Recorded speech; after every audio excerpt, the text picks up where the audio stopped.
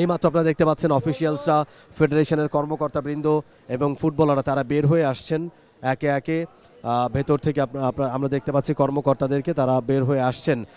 বেশ খানিকটা সময় অপেক্ষার পরে আমরা দেখতে পাচ্ছি ফুটবলাররা, টিম ম্যানেজমেন্ট একে একে তারা বের হয়ে আসছেন। তারা তাদের যে টিম বাস রয়েছে সেদিকে তারা এগিয়ে যাচ্ছেন।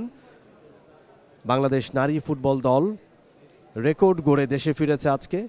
আপনারা জানেন যে মিয়ানমারে অনুষ্ঠিত হয়েছে এশিয়ান কাপের কোয়ালিফায়ার, এবং সেই কোয়ালিফায়ারে বাংলাদেশের 3টা ম্যাচ ছিল এবং 3 ম্যাচেই বাংলাদেশ জিতেছে। প্রথম ম্যাচে বাংলাদেশ জিতেছে 7-0 গোলের বড় ব্যবধানে বাহরাইনের বিপক্ষে। দ্বিতীয় ম্যাচে মিয়ানমারকে তারা হারিয়েছে 2-1 ব্যবধানে। তৃতীয় ম্যাচে তুর্কমেনিস্তানকে তারা হারিয়েছে 7-0 ব্যবধানে। এবং এই মেয়েরা এশিয়ান কাপে প্রথমবারের মতো কোয়ালিফাই করেছে বাংলাদেশ নারী ফুটবল দল।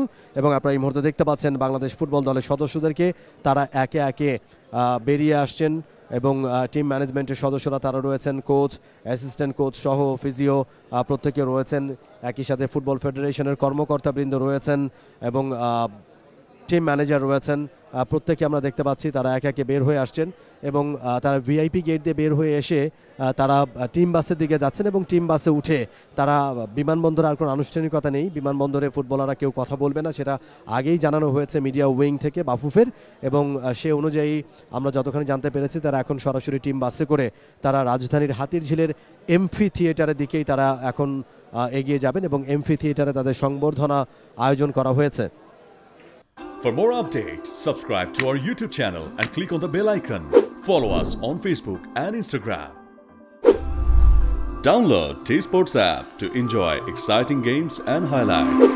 Visit tsports.com.